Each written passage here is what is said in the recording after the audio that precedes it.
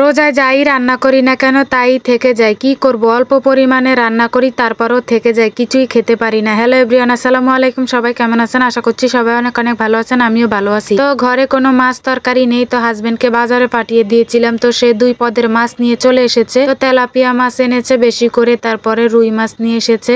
তো একটু ঢেলে ঢুলে নিলাম। এখন সবজি কেটে নিচ্ছি আজকে, আর পটল দিয়ে তারপরে টমেটো দিয়ে আলু দিয়ে রান্না করব।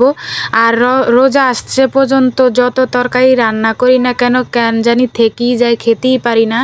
তো এমন কার কার ঘরের অবস্থা অবশ্যই কমেন্ট করে জানাবেন, যে তরকারি রানলে থেকেই যাবে, খেয়ে শেষ করতে পারেন না। তো যাই হোক, এদিক দিয়ে আমি সব কিছু কেটে কুটে ধুয়ে একদম রেডি করে নিয়েছি, এখন রান্না করতে চলে যাব।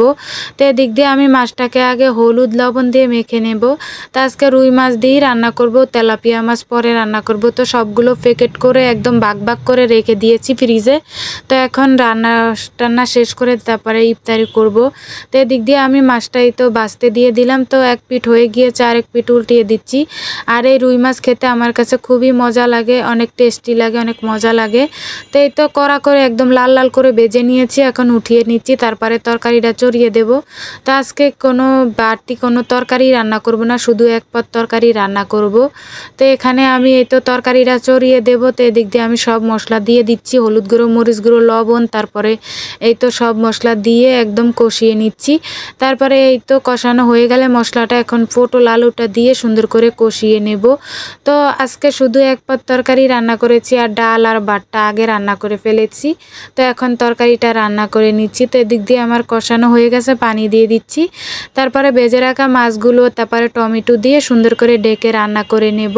তো আজকে একদম ঝটপট এক পদ তরকারি রান্না করে ফেলছি। তো এদিক দিয়ে আমি এই তো ইফতারির আয়োজনে চলে এসেছি। তো আজকে একটু লেবুর শরবত খাবো, আর অনেক গরম পড়েছে এই কয়দিন, মানে কি বলবো। তো যাই হোক, একটু শরবত খেলে ভালো লাগবে, টক টক। তারপরে একটু ট্যাংও দিয়ে দিলাম লেবুর সাথে, একসাথে 2টা শরবত খাবো।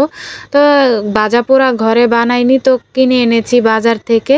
তো অল্প করেই এনেছি আলুর চপ, বেগুনি, তারপরে পেঁয়াজু, বুট, তারপরে বুরিন্দা। তো সবগুলো ঢেলে নিয়েছি, খেজুর ঘরেই ছিল। তো আজকের এই ছিল ইফতারির আয়োজনে। তো এর ফাঁকে আমি ইফতারি করে নিয়েছি। তো এর ফাঁকে আমার হাজবেন্ড চলে এসেছে, তো তাকে দিলাম মাখাতে। তো সে মেখে দিচ্ছে, তো আমরা দুজন মিলে খেয়ে নেব। তো সবগুলো ভেঙে নিয়েছে, এখন মুড়ি দিয়ে সুন্দর করে মাখিয়ে তারপরে খাবো। তো হাজবেন্ডের সাথে মানে খেতে পারি না, সব সময় ইফতারি করতে পারি না। তো মাঝে মধ্যে চলে আসে খেতে, তো একসাথে খাই যদি ভাগ্যে থাকে। তো যাই হোক, এর ফাঁকে খেটে নিয়েছে, আর এর ফাঁকে আমার তরকারিটাও হয়ে গিয়েছে ইফতারি করতে করতে। তো কালারটা অনেক সুন্দর এসেছে। তো আজকের ভিডিওটা এই পর্যন্তই, সবাই ভালো থাকবেন, আল্লাহ হাফেজ, টাটা।